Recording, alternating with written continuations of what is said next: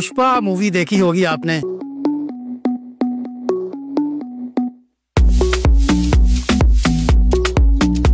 पुष्पा पकड़ा गया है और बुरी तरीके से पकड़ा गया है।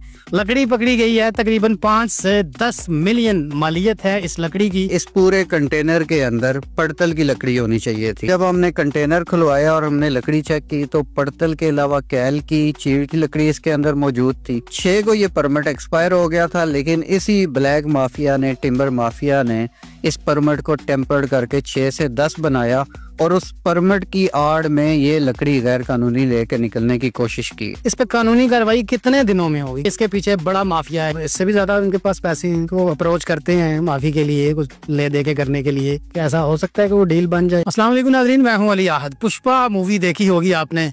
पुष्पा लकड़ी स्मगल करता है और फिल्म के मुताबिक विलन एक इंस्पेक्टर होता है, लेकिन इंस्पेक्टर उस ज़्यादा काम कर नहीं सकता, लकड़ी उस तरह से पकड़ नहीं सकता। पुष्पा ज़रा और क्लेवर होता है, निकल जाता है हर बार बच के।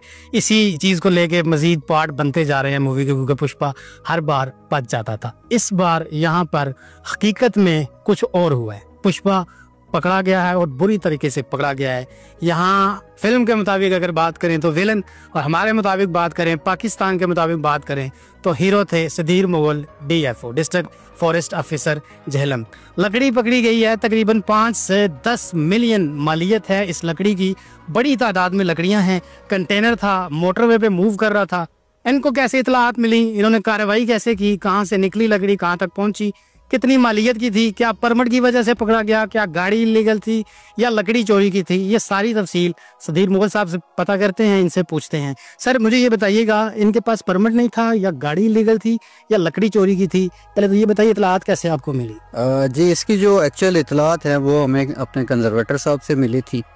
उनको कोई लोकल सोर्स से इंफॉर्मेशन मिली थी कि इस तरीके का कंटेनर है, उसमें लकड़ी लोड है और सारी इलीगल है। जब हमने इसको इंटरसेप्ट किया, इसको रोका हमने भेरा के मकाम पे। भेरा से मोटरवे पुलिस और डिप्टी कमिश्नर साहब जो हमारे झेलम के हैं, इनकी हेल्प से हमने इसको एग्ज़िट कराया तो डॉक्यूमेंट चेक किए। डॉक्यूमेंट में इसके पास परमिट मौजूद था जिसके ऊपर वैलिड डेट 10/11/2025 की लिखी हुई थी, लेकिन उसके ऊपर जो लकड़ी की क्वालिटी लिखी हुई थी वो थी पड़तल की। ठीक है, यानी कि इस पूरे कंटेनर के अंदर पड़तल की लकड़ी होनी चाहिए थी परमिट के मुताबिक। परमिट के मुताबिक। लेकिन जब हमने कंटेनर खुलवाया और हमने लकड़ी चेक की तो पड़तल के अलावा कैल की, चीड़ की लकड़ी इसके अंदर मौजूद थी। अब जब इसको हमने असेस किया तो हमने मुनासिब ये समझा कि चूंकि इसके अंदर वायलेशन हो गई है परमिट की, तो इसको दफ्तर जाके सीज किया जाए और इसकी तमाम जितनी लकड़ी है उसकी चेकिंग की जाए कि इसमें असल में है क्या क्या मौजूद और कितनी तादाद में मौजूद है। वो आपको नज़र आ रहा होगा, मेरी टीम लगी हुई है, इसको ऑफलोड कर रही है, मेजरमेंट कर रही है ताकि हम एक कंक्लूजन पे पहुँचे। लेकिन सुबह मेरे लिए अलार्मिंग था कि जहाँ से आई रावलपिंडी से परमिट लेके उन DFO साहब से मैंने रब्ता किया, उनको मैंने परमिट भेजा तो इन रिटर्न मुझे उन्होंने ओरिजिनल परमिट भेजा जिसके ऊपर डेट 6/11/2025 की लिखी हुई थी। हालांकि कल 9 तारीख थी, कल 10 तारीख थी कल, तो 6 को ये परमिट एक्सपायर हो गया था। लेकिन इसी ब्लैक माफिया ने, टिम्बर माफिया ने इस परमिट को टेम्पर्ड करके 6 से 10 बनाया और उस परमिट की आड़ में ये लकड़ी गैर कानूनी लेके निकलने की कोशिश की। बड़ा हमारे लिए एक सख्त प्रोसेस था, क्योंकि आपको लीला झेलम रोड के हालात पता है कि वो अंडर कंस्ट्रक्शन है। यहाँ से मंडी जाना, मंडी से बेरा की तरफ मूव करना एक बड़ा लेंथी ट्रैवलिंग थी, 6 घंटे का ट्रैवल बन जाता था। लेकिन मेरा जो ड्राइवर है ख़ास तौर पे बड़ा क्विकली उसने हमें पहुँचाया। हम तकरीबन 2.25 घंटे में बेरा में थे और फिर चूँकि कंजर्वेटर साहब गाड़ी के पीछे पीछे आ रहे थे तो हमारे पास तो 100% था कि गाड़ी अब हमने कंट्रोल कर लेनी है। लेकिन मोटरवेज के SOPs के मोटरवे पे आप मोटरवे पुलिस के अलावा गाड़ी को नहीं रोक सकते, वो भी एक हर्डल था। उसके लिए मैं स्पेशल थैंक्स अदा करूँगा हमारे डिप्टी कमिश्नर झेलम का, उसके अलावा मोटरवे पुलिस जो हेडक्वार्टर है, और उसके अलावा बीट नंबर 9 जो हमारी लीला से लेके बेरा तक है, उन्होंने तावन किया। इस गाड़ी को रोकने में, मोटरवे से एग्जिट कराने में हम कामयाब हुए। उसके बाद फिर मैं अपनी टीम के साथ इसे झेलम लेके आया, यहाँ पे दफ्तर में इसको सीज कर दिया। ठीक हो गया। अच्छा, मैं ये पूछना चाह रहा हूँ, ये आपने जब पकड़ ली है, चेक कर ली, इसके बाद आप अंदाज़ा तो ज़ाहिर लगा ही सकते हैं कि कितनी मालियत की होगी। इस पर कानूनी कार्रवाई कितने दिनों में होगी, कितनी शॉर्ट करेंगे, का ये भी तारीख है, क्योंकि इसके पीछे बड़ा माफिया है यकीनन। 5-10 मिलियन की अगर लकड़ी है, बड़ा माफिया है, तो वो इससे भी ज्यादा उनके पास पैसे हैं, इनको अप्रोच करते हैं माफी के लिए, कुछ ले दे के करने के लिए। तो कितने दिन लग जाएंगे करते हुए? ये कैसा हो सकता है कि वो डील बन जाए या कानूनी कार्रवाई ही होगी इस पे? अच्छा, मैं आपको बता दूं कि ये एक तो ये पुष्पा मूवी नहीं है, ये रियल सीन है। ये मैंने पहले बता दिया कि रियल सीन है।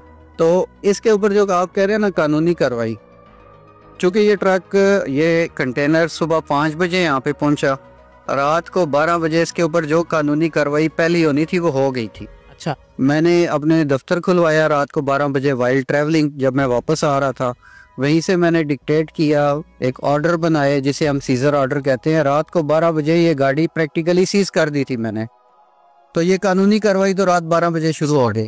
अब सेकंड ये है कि इसका जुर्माना तब भी होगा जब हमारी मेजरमेंट पूरी हो जाएगी, जब इसके वर्सा, इसके मालकान जिन्होंने, या जो टिम्बर माफिया है, वर्सा मालकान तो नहीं, टिम्बर माफिया, जब वो फॉरेस्ट एक्ट के तहत जुर्माने का हमसे पूछेगा और जुर्माना अदा करेगा तो उसके बाद लीगल कार्रवाई पूरी हो जाएगी। लेकिन जो लीगल कार्रवाई की आप बात करें वो रात 12 बजे हो चुकी थी, स्टार्ट हो गई। उसकी एक कॉपी डिप्टी कमिश्नर साहब को, एक कॉपी डिस्ट्रिक्ट पुलिस ऑफिसर को, एक कॉपी इलाका मजिस्ट्रेट को, एक कॉपी हमारे कंजर्वेटर साहब को और एक कॉपी हमारे चीफ कंजर्वेटर साहब को रात को 12 बजे पहुंच गई थी। ठीक है, तो टिम्बर माफिया को पैगाम देना चाहें?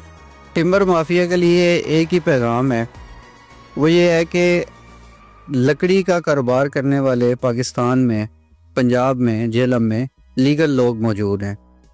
एक लीगल तरीक़ाकार है, सियाला में हमारा सरकारी डिपो है। इसके अलावा मुख्तलिफ जो हमारे डिविजन्स हैं, सर्कल्स हैं, वहाँ पे भी डिपो मौजूद हैं। अगर आपने कारोबार करना है तो आप लीगल तरीके से कारोबार करें। ये कारोबार टिम्बर स्मगलिंग, ये हमारी नस्लों को तबाह कर देगा। इस दफ़ा हम सारों ने मिलकर देखा, बशमूल झेलम, दारापुर के, पूरे पंजाब में सैलाब आए। इसके अलावा KPK में सैलाब आए, सिंध इफेक्ट हुआ। फिर अगर आप स्मोक देखते हैं तो पूरे पंजाब स्मोक की लपेट में, गो के गवर्नमेंट उसके ऊपर बड़ा कुछ कर रही है, स्मोक की लपेट में आ जाता है। गर्मी देखते हैं, शदीद गर्मी हो जाती है। सर्दियों में आते हैं, शदीद सर्दियां हो जाती हैं। तो ये मौसमियाती तब्दीलियां जितनी हैं, ये सारी इसी वजह से है कि हमारे जो दरख्त हैं उनकी बेदरेख कटाई होती है। तो उनके लिए मैसेज यही है कि चूँकि government of Punjab, forest department बहुत स्ट्रिक्ट कानून लेके आ रहा है, जो कि कैबिनेट से अप्रूव हो गया, असेंबली से भी अप्रूवल होने वाली है। उसके बाद हम कम से कम 6-7 साल की सज़ा दिलवाएंगे क्रिमिनल्स को, जो पहले नहीं था। तो अगर आप इससे बाज नहीं आएंगे तो फिर अपनी आप तैयारी रखें 7 साल के लिए। ठीक हो गया, बहुत शुक्रिया आपका सर। अभी तो इन्होंने लाइट मूव में बात की है और फिर बात हो रही थी तो ये कह रहे थे टिम्बर माफिया को ये पैगाम है कि ये जो लकड़ी आप स्मगल करके लाते हैं, इलीगल लाते हैं, चोरी करके लाते हैं, यही लकड़ी आपका ताबूत भी बन सकती है। इस चीज़ का भी ख्याल रखें। ये कह रहे थे कि मेरे एरिए में, झेलम जहाँ पर ये मौजूद हैं, इस एरिया में ऐसा कुछ भी मैं नहीं होने दूंगा। मैं आवाम से ये कहना चाहता हूँ कि जहाँ हम शजरकारी को प्रमोट करते हैं, मुहिम को, जो भी मुहिम आती है प्राइवेट लेवल पे आए, गवर्नमेंट लेवल पे आए, उसको प्रमोट करते हैं। वहाँ इस तरह की जो एक्टिविटीज़ होती हैं, अगर आपकी नज़र में कहीं आती हैं तो आपका भी काम बनता है गवर्नमेंट का साथ दें, इदारों का साथ दें, इदारों तक इसकी मालूमात पहुँचाएँ। जैसे इसकी मालूमात पहुँची हैं तो ये बड़ी कार्रवाई अगर आपने देखी है।